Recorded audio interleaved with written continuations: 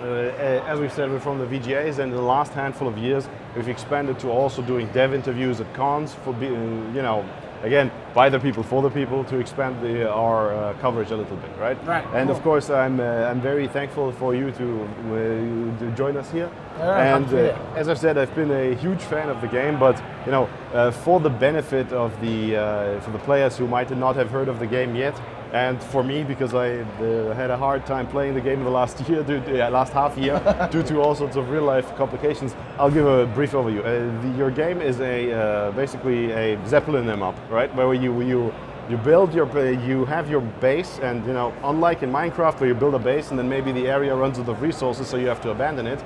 In your game, you can take your base with you.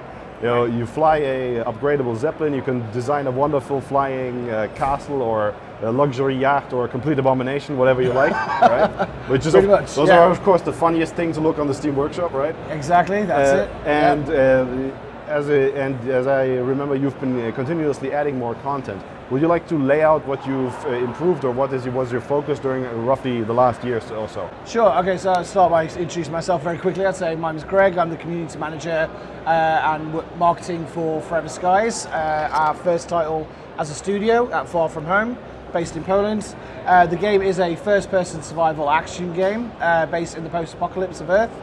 Some 400-500 years in the future. You return to Earth in search of a virus that's plaguing what's left of humanity, which have moved on to a space station just off the planet.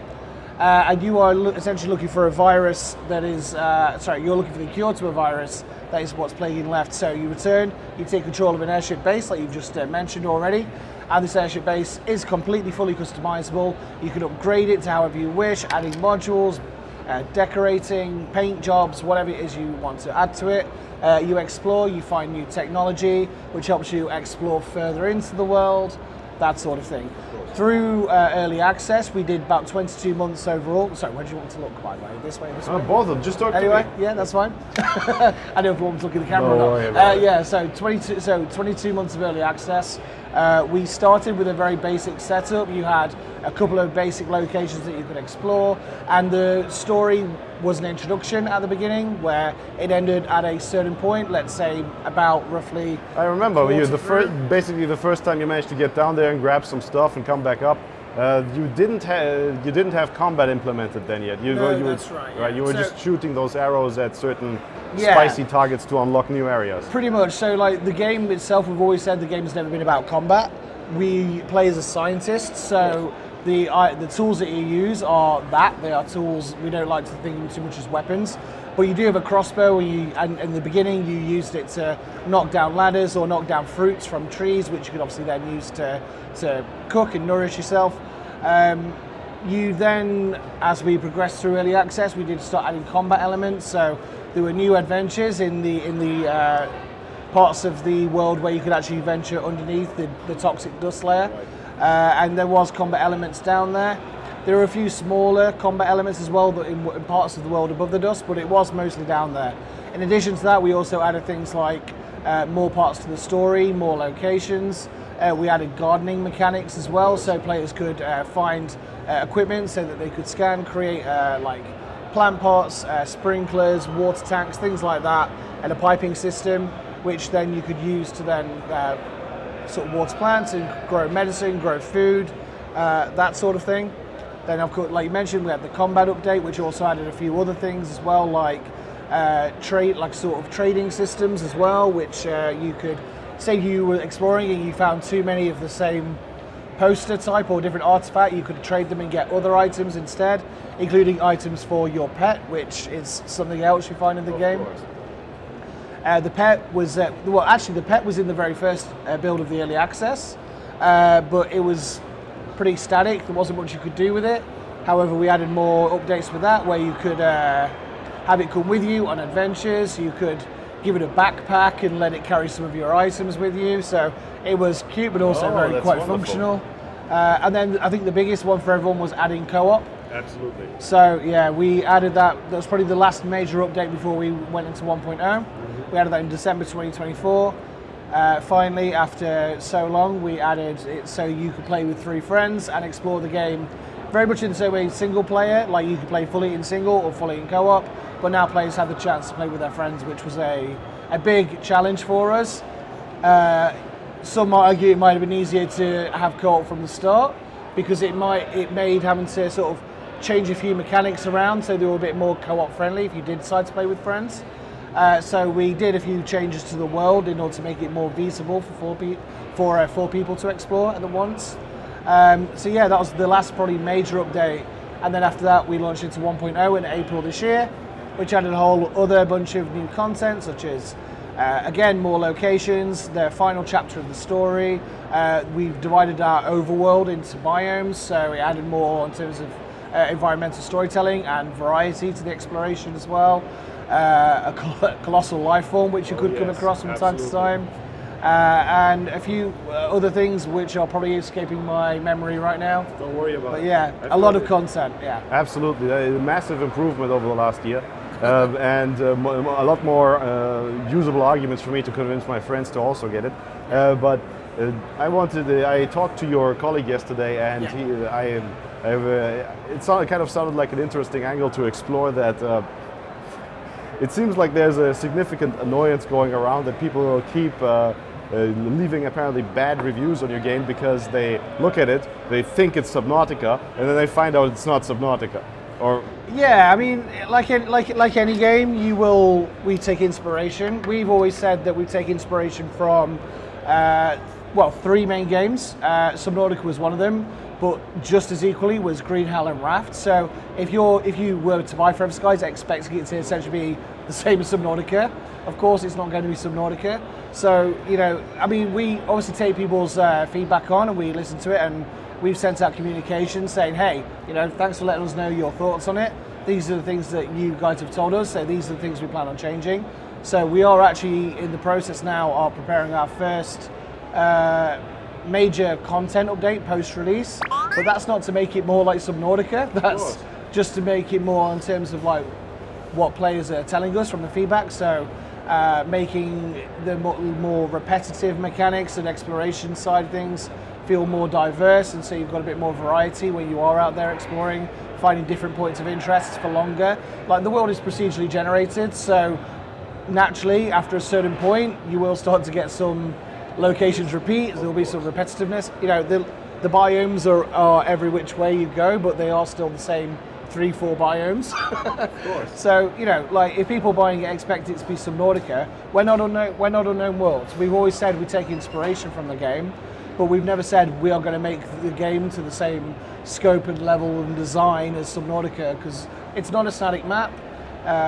It's not, it's not underwater. It's not all these things. It's our own thing. We took inspiration from these 3 titles, and in the end, we went our own direction with it. And I'd say overall, now looking back after our early access period, I'd say the game loop is definitely a lot more in line with Raft. You've got a mobile base, you use that to travel around the world. In Subnautica, it's a static base that, like previously you were saying with Minecraft, you kind of go off and explore and come back to it. That's not how our game works. So, I would just say, if you're unsure, just read the description and look at the videos, look at the reviews, look at the screenshots. It tells you what our game is, and I think they accurately describe what the game is. And people, if you just get a quick snapshot, might just go, oh, it's Subnautica in the air, but it's not. It's something different. We have our own products, yeah. In many ways, the way you enter the quotation marks, I guess, under the dust area is a lot like diving. But I would rather compare that with the Raft, for example, since that's kind of the limiter there as well. It's always the air limiter. While in Subnautica, at some point, you're basically Aquaman, right? You're just underwater all the time. All the time. Of course, yeah. That's true, yeah. That's amazing. Of course, I would like to highlight that, as a programmer, it must have been quite difficult to start to implement the netcode in the middle of the build already.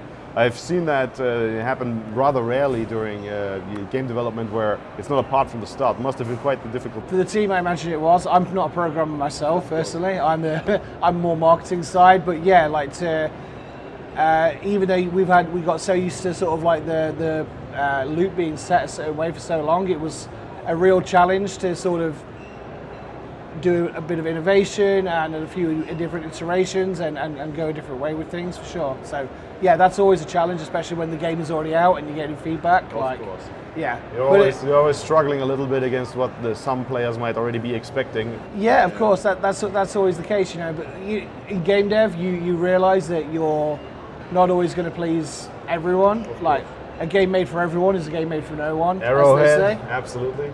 So yeah, that's exactly it. So you know, we obviously understand there were maybe a lot of players who maybe preferred the loop to how it was previously. And so for them, we actually created a legacy build on Steam so that those players who did play in the old sort of way, they could still keep playing that game. That version won't receive any updates. It'll be exactly how it was about a calendar year ago. Yeah, before we released the combat update. No, sorry, it was just after the combat update. So they can still play that if that's the one they prefer. It would just, for us moving forward, as the game got bigger, we did what we had to do to make it have longer, you know, give it longevity, you know? Of course. Yeah. It's quite interesting that you managed to get your own version of basically WoW Classic already built into the game. It's amazing. Right. Yeah, that's right. That's right. Going forward, what do you aim to make out of the game from what it is right now? Do you have any large goals in mind still? I wouldn't say large goals. We want to keep updating the game for as long as people are still playing and it's still relevant, you know. So I would say we've got a lot of plans that we want to add to it. We aren't going to put a timestamp on it. We're not going to say we're going to be still doing this in 10 years' time, like Hello Games, for example, with No Man's Sky. You know, we don't want to sort of commit either one way or the other. We actually released a Dev AMA a few months ago, back in June. Yeah, it was back in June. And we said that as long as the game is still being bought and still being played by people, we will still continue to update it. We listen to players' feedback regularly. We've always done community-led development when it came to being in early access, so their feedback is important. We have a website called Feature Upvote where players can go on, suggest ideas, and upvote them so we can see how popular some ideas are over others. And we can use that to determine what it is we want to do going forward. And as long as people are giving us feedback, as long as people are giving us reviews, we will always look to continue to add more content. It's wonderful to hear. For free as well. We're not doing paid DLCs at the minute. No plans for that. All these updates, if you own the game, you'll get the updates for free. I mean, that's of course quite honorable, but there's also some gamers who are, just like for example with games like Deep Rock Galactic. Players are sometimes willing to say, I like this game so much, just give me some cosmetic crap and I'll give you a few bucks extra. You know, after 400 hours of gameplay, some people feel like they should throw a buck into the pile. That's true, that's true. I mean, to be honest, we actually have both on Steam and on PS5, we have a deluxe edition where you can get like additional, like you just said, in-game cosmetics and things like that, and as well as the OST and a few other things. So we have got that as a supporters pack edition, so wonderful. If people want to continue supporting us, they can do that. We also have a charity DLC where we're partnered with WDC, which are based in the UK, the Well and Dolphin Conservation, and we also have a DLC with them. That supports us, supports a charity doing some great work in the UK, actually around the world, but they're based in the UK.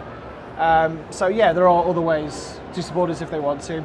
And who knows what the future holds, we might consider doing that, but right now, it's morally about the content, the core gameplay, and we'll worry about that extra stuff when we need to. So we've got a special question that we like to finish up the interview with, and it's a little bit of a silly one. Basically, if your game was a food, what food would it be? Did you guys steal this from the Career Ladder guys? I don't think so. No, okay. Never heard of it, I'm sorry. Career Ladder's like a YouTube channel. They always ask this question about careers, but it's okay. That's a really good question, and damn, I wish I had an answer prepared. But I would say, if our game was a food, I would say, for those who have played it, it's boiled moths. Because that's probably the most well-known food source in the game. It'd have to be boiled moths. Oh my, yeah, despite how many members of my community want to boil and eat the pets that we gave them, no judgment here. I'm going to go with boiled moth. You know, I would like to give you props for managing to make those disgusting fly eyes actually look cute. Okay, Oh, because me personally, I've got this electric fly zapper and I like to Right. use it. Right, Because I right. despise these things, but you managed to make them look cuddly. That's amazing. I'll pass it on to the production team. I'm sure they will love to hear that. Yeah, for sure. Well, thank you very much for your time. No, thanks for and having me. we look forward to seeing what else you're going to do with the game. Thank you very much. Thank you. Thanks for having me. Wonderful. Thank you.